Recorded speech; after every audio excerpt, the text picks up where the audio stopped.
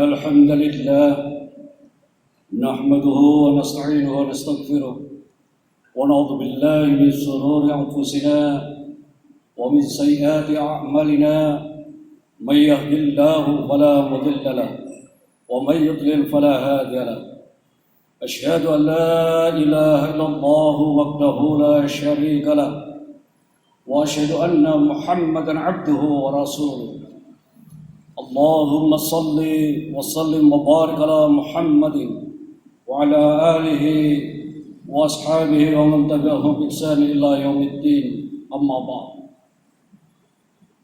وقال الله تعالى في كتابه الكريم أعوذ بالله من الشيطان الرجيم يا أيها الذين آمنوا اتقوا الله وقولوا قولا سديدا يصلح لكم أعمالكم ويغفر لكم ذنوبكم ومن يطع الله ورسوله فقد فاز فوزا عظيما وقال أيضا يا أيها الذين آمنوا اتقوا الله حق تقاته ولا تموتن إلا وأنتم مسلمون. Hadirin ma'asyiral muslimin, jamaah Jumat yang dirahmati Allah Subhanahu wa taala.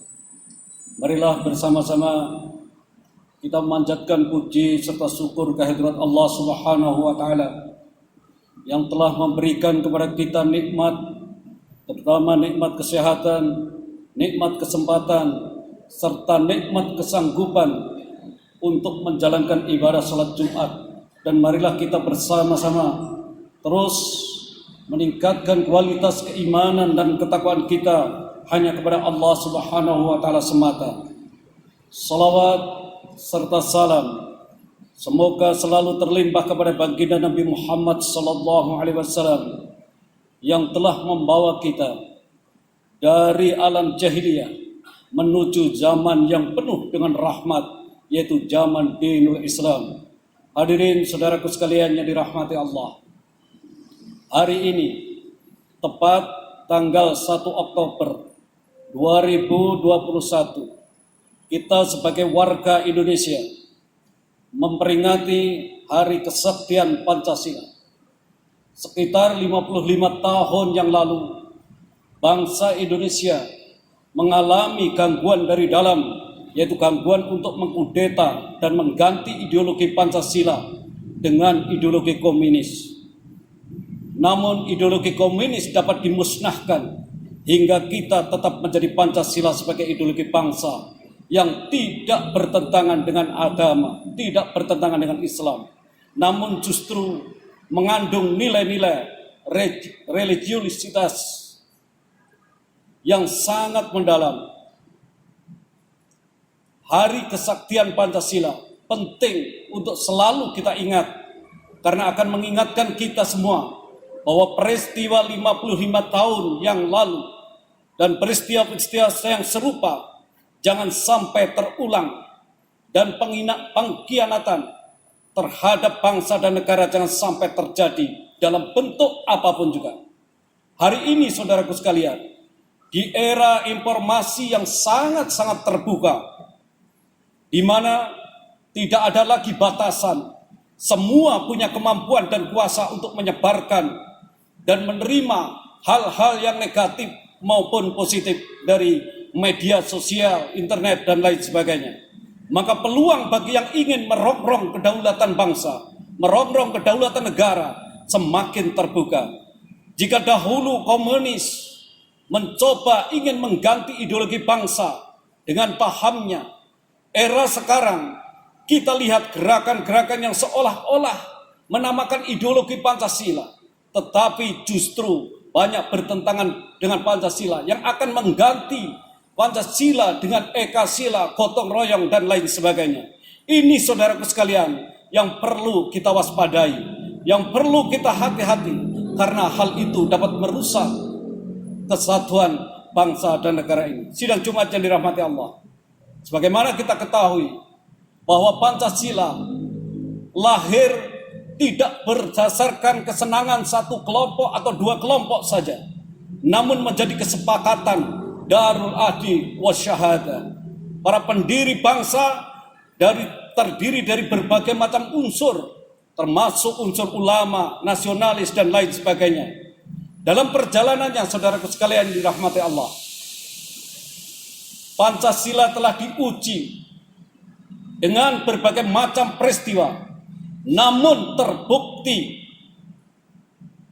tetap menjadi satu ideologi yang mampu menghalau paham-paham yang lain seperti paham sekularisme, komunisme, kapitalisme, dan lain sebagainya. Pancasila telah diuji dengan berbagai macam hal tersebut, bahkan dengan paham-paham ekstrim dari manapun juga.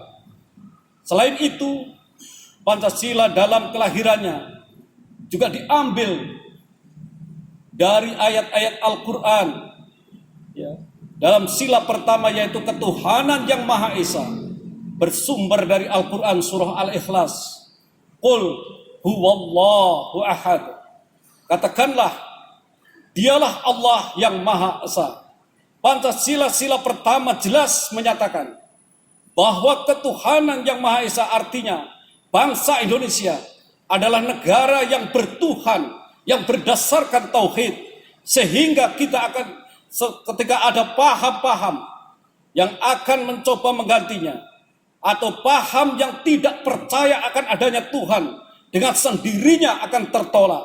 Begitu juga dengan narasi-narasi yang mengatakan Pancasila tidak sejalan dengan Islam, dengan sendirinya juga akan tertolak.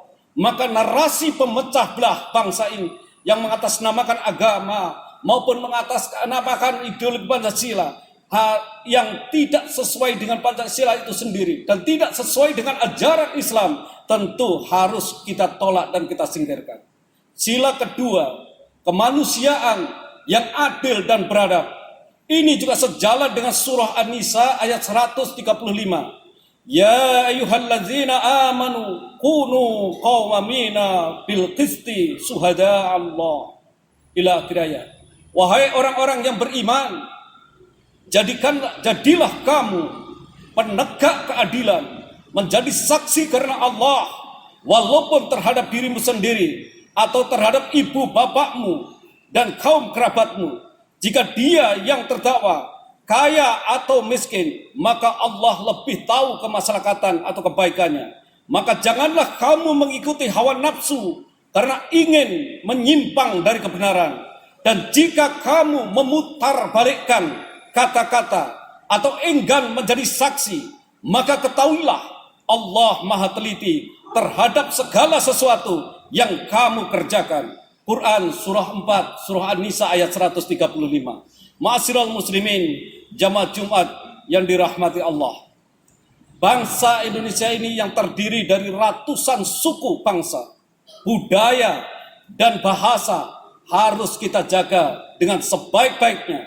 Karena meskipun berbeda, namun Allah Subhanahu wa Ta'ala memerintahkan kita untuk saling mengenal agar tidak terjadi perpecahan dan tidak saling merasa paling tinggi antara satu suku dengan suku yang lainnya. Karena yang membedakan kita di hadapan Allah Subhanahu wa Ta'ala hanya kualitas keimanan dan ketakwaan kita kepadanya. Maka oleh karena itu, saudaraku sekalian yang dirahmati Allah, kita harus memperkuat persatuan negeri kita ini. Ukhuwah Islamiyah, ukhuwah wataniyah, dan ukhuwah basariyah. Sebagaimana yang Allah Subhanahu wa Ta'ala firmankan dalam Quran surah Al-Hujurat ayat yang ke-13.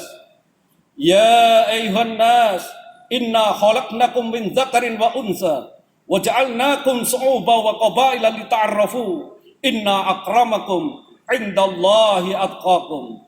Hai manusia, sesungguhnya kami menciptakan kamu dari seorang laki-laki dan seorang perempuan, dan menjadikan kamu berbangsa-bangsa dan bersuku-suku, supaya kamu saling kenal mengenal. Sesungguhnya orang-orang yang paling mulia di antara kamu di sisi Allah ialah orang-orang yang paling takwa di antara kamu. Sesungguhnya Allah Maha mengetahui lagi Maha mengenal. Maka oleh karena itulah, saudara sekalian yang dirahmati Allah, kita harus memperkuat ukhuwah Islamnya, ukhuwah wataniyah, dan ukhuwah basariyah. Dengan demikian, kita akan tetap menjadi bangsa yang utuh sebagai rasa syukur kita kepada Allah Subhanahu wa Ta'ala. tentu kita harus menjaganya dengan sebaik-baiknya dan mengisinya dengan segala amal soleh yang telah diridhoi oleh Allah Subhanahu wa taala. Demikianlah saudaraku sekalian, uraian bahwa kita harus bersyukur dalam hidup di negeri yang kita cintai ini, yang penuh dengan kedamaian, perdamaian yang telah terwujud, dan jangan sampai kemudian kita dipecah belah dengan masuknya paham-paham ekstrim yang ingin mengganti ideologi Pancasila, karena Pancasila sudah berkesesuaian dengan dinul Islam, dengan Islam, dan Pancasila juga merupakan cermin daripada Islam rahmatan lil alamin. Hadirin ma'asyiral muslimin yang dirahmati Allah, semoga kita semuanya termasuk orang-orang yang memiliki umur yang diberkahi oleh Allah Subhanahu wa taala, sehingga kita dapat memanfaatkan waktu kita, umur kita dengan sebaik-baiknya, dan dapat menjalankan tuntunan baginda Nabi Muhammad Rasulullah SAW yang setiap harinya memohon ampun kepada Allah Subhanahu wa taala. Barakallahu li wa lakum fil Qur'anil azim wa nafa'ana wa iyyakum bima fihi minal ayati wa dzikril hakim. Fataqabbala minni wa minkum tilawatahu innahu huwal ghafurur rahim wa qur rafiqbir warham wa anta khairur rahimin.